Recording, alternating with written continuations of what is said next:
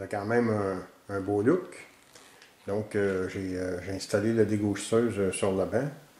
Et j'ai installé également là, les deux plaques là, ici, sur le dessus.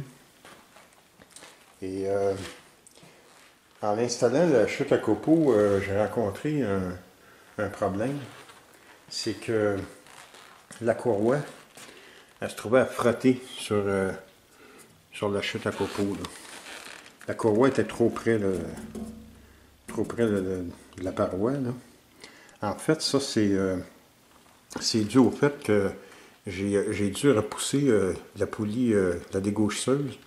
J'ai dû la repousser le plus près possible là, du support ici, parce que l'arbre est endommagé. Et c'est ce qui fait là, que la courroie, là, touchait là, la chute à copeaux.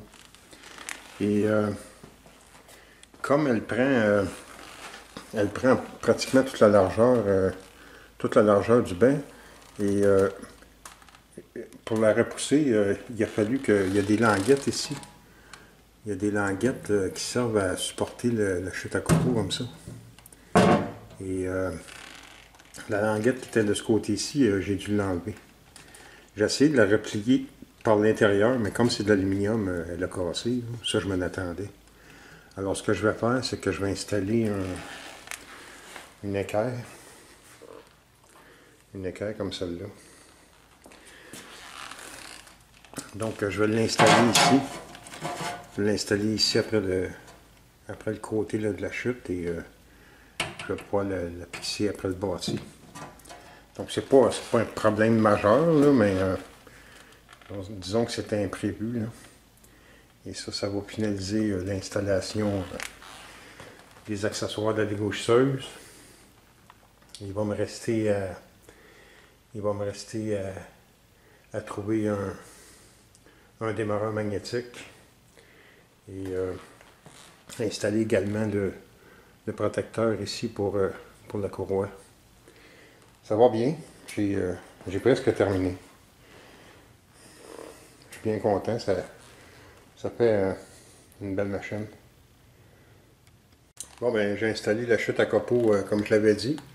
Et donc c'est ça, j'ai installé une équerre et je l'ai rivé ici dans le côté de la chute. Et après le bâti, j'ai mis une vis. Donc si jamais j'ai affaire à enlever la chute, ça va être assez facile.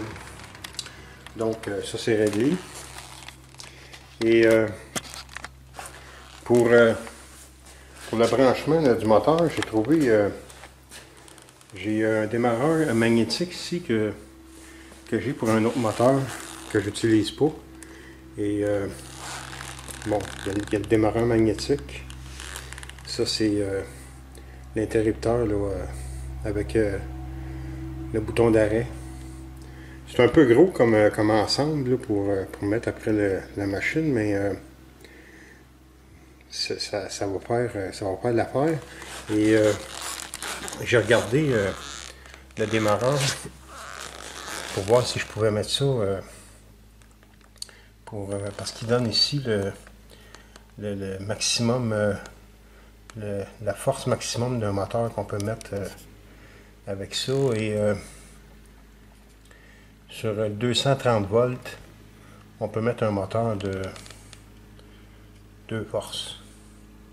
Donc, le moteur de la dégaucheuse, c'est un moteur de 2 forces. Donc, ça, c'est parfait. Et j'ai vérifié, il fonctionne bien aussi. Donc, je vais pouvoir installer ça.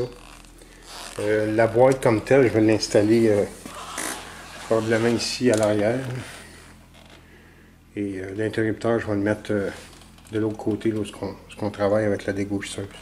Ça devrait... je pense que ça va faire la job. En tout cas, c'est pas mal plus sécuritaire que qu'est-ce qu'il y avait sur la dégaucheuse. J'ai installé l'interrupteur après la dégaucheuse et j'avais pensé l'installer sur le côté ici. je pensais d'avoir un meilleur accès là, au bouton là, de ce côté-ci, mais après réflexion, je me suis aperçu là, que c'était peut-être pas la meilleure idée parce que ça risque, le boîtier ici, là, ça risquait d'être un peu accrochant là, quand on travaille avec la machine, surtout une dégauchisseuse. On doit quand même se coller pas mal là, sur le côté ici. Là. Donc je pense que derrière la machine comme ça, c'est un bon choix. Là. Et ce qui est quand même bien, c'est que on peut, avec le genou, on peut venir frapper facilement le bouton d'arrêt. Là. Donc ça, je pense que c'est une bonne chose. Là. Et la boîte du démarreur, elle est installée derrière la machine également. J'ai installé un nouveau fil pour le branchement de la déboucheuse et j'ai installé également une nouvelle prise de courant. C'est pour remplacer la prise qui était sur la dégaucheuse. C'est une prise comme celle-là. Et ça, ces prises-là, c'est des prises qui sont utilisées pour des cuisinières ou des sécheuses là, dans une maison. Et c'est vraiment inutile d'utiliser une prise comme celle-là. Ça, c'est des prises qui sont bonnes pour lorsqu'il y a beaucoup d'ampérage. Comme celle-là, là, ça peut prendre environ 50 ampères. Là. Et ça oblige, là, si on installe ça après une machine à bois, c'est gros pour rien. Et ça oblige à installer une très grosse prise murale, là, ce qui donne absolument rien. Et d'ailleurs, c'est un peu paradoxal parce que il avait installé cette grosse prise-là, mais le fil, c'est un fil de calibre 14. Et un fil de calibre 14, c'est exactement ce que j'ai mis là, pour la dégaucheuse. Un fil de calibre 14, ça peut prendre 15 ampères. Donc, il n'y a aucun problème. Le moteur de la dégaucheuse, c'est un moteur qui tire à environ 10 ampères. Donc, c'est vraiment suffisant. Et ces prises-là, là, c'est beaucoup plus adapté là, pour un atelier. Là. La prise murale, ça ressemble beaucoup aux prises murales standard. Là. La seule différence, c'est il y a une patte là, qui est dans l'autre sens, là, justement pour éviter que quelqu'un branche par inadvertance un accessoire qui fonctionne sur le 120 volts. Donc ça complète le système électrique de la dégaucheuse. En voulant réinstaller le protecteur ici pour la courroie et la poulie, j'ai rencontré deux problèmes. Le premier, c'est que la plaque d'aluminium ici là, qui traverse, où ce que la courroie traverse, la courroie est beaucoup trop près là, de la bordure ici. Là, et avec un peu de vibration, là, de temps en temps, la courroie vient frapper l'aluminium. Et ça, c'est un peu tannant. C'est un peu gênant. Je vais la couper un peu plus grande. L'autre problème, c'est que la boîte ici, là, c'est bien fait, là, c'est tout en aluminium. Là, et cette boîte-là qui vient couvrir la poulie et la courroie, est légèrement trop haute. Alors, ce qui arrive, c'est que si je veux enlever le guide de la dégaucheuse, normalement, un guide après une dégaucheuse, on le glisse en le faisant sortir de ce côté-ci. Parce que si on veut le faire sortir de l'autre côté, ça nous oblige à enlever le garde. Alors, c'est beaucoup plus simple de le pousser de ce côté-ci, de le faire sortir. Et là, le problème, c'est que la boîte est légèrement trop haute. Et le guide va venir la toucher. Là, je pourrais pas sortir le guide. Alors, il va falloir que je la coupe. Je la coupe un peu. Mais il ne faut pas que je la coupe trop parce que il n'y a quand même pas beaucoup de jeu là, entre entre le dessus, la table à dégauchisseuse et la poulie. Donc, je vais la réduire le moins possible, mais assez pour que le guide puisse passer.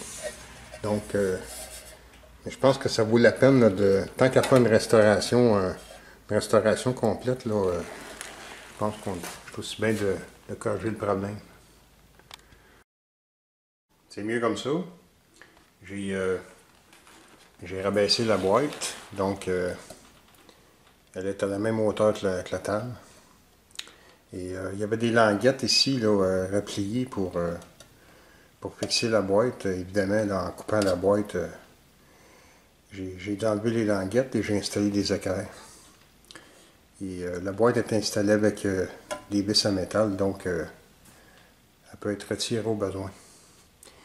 Il me reste à la peindre, la même couleur que la dégauchisseuse, et ça va finaliser cette partie-là du travail. Concernant la poulie du moteur, il était question que j'utilise cette poulie. Cette poulie que j'avais ici là, dans mon atelier. Et elle a un diamètre extérieur légèrement plus faible que la poulie originale du moteur. Et ça faisait mon affaire là, pour diminuer un peu la rotation du porte-outils. Malheureusement, l'alésage intérieur de la poulie est légèrement trop grand pour l'arbre du moteur. Pourtant, c'est un arbre de 7/8 de pouce et la poulie également. Mais pour une raison que j'ignore, ce type-là de poulie, il y a un jeu là, quand je la mets sur l'arbre. Donc, je ne voulais pas vraiment utiliser ça. Et l'autre chose aussi, c'est que il y a un chemin de clé ici, et pour mettre une clé. Et il est beaucoup plus petit que le chemin de clé de l'arbre du moteur. Donc, ça amenait un problème supplémentaire. Là. Donc, j'ai décidé d'abandonner cette poulie. Et j'ai conservé là, la poulie là, qui venait avec le moteur. Et l'avantage de celle-là, c'est que le cœur de la poulie, c'est une bride de serrage. Et il y a 2 boulons ici. Et quand on serre les boulons, ça force la bride de serrage sur l'arbre du moteur. Donc ça, c'est très efficace comme système et c'est vraiment idéal. La poulie est très solide sur l'arbre. Donc, même si j'ai augmenté un peu la vitesse de rotation de mon porte-outils, parce que la poulie est légèrement plus grande, c'est quand même négligeable par rapport à celle que je voulais utiliser. Et concernant le porte-outils ici, j'ai remarqué ça souvent là, sur les vieux outils. Il y a souvent l'arbre n'a pas de chemin de clé pour verrouiller une poulie. C'est un côté plat et la vis de pression de la poulie vient appuyer sur ce plat-là et c'est ce qui tient la poulie en place. Je trouve ça moins efficace comme système, mais c'est quand même bon à condition que la vis de pression soit très serrée. Et c'est sans doute pour ça là, que cet arbre-là avait été endommagé. J'ai terminé la restauration de la dégauchisseuse et je pense que ça a donné des bons résultats. Restaurer la machine, là, ça a demandé quand même pas mal de travail parce que elle était quand même en assez mauvais état là, quand elle est arrivée ici. Là. Et j'ai fait beaucoup d'améliorations, beaucoup de nettoyage. J'ai enlevé la rouille là, sur les tables. Le bâti est également passablement rouillé. Là. Il y avait de la rouille un peu partout là, sur la machine. Il faut dire que c'est une machine qui avait été entreposée dans un endroit là, qui n'était pas chauffé. Là, donc, c'est sûr que c'est porté à rouiller là, avec le temps. Et c'est ça, j'ai installé un nouvel interrupteur également. les roues tournaient très mal. Je les ai désassemblées, je les ai nettoyées, je les ai lubrifiées. Elles fonctionnent bien. La chute à copeaux, c'est la même chose.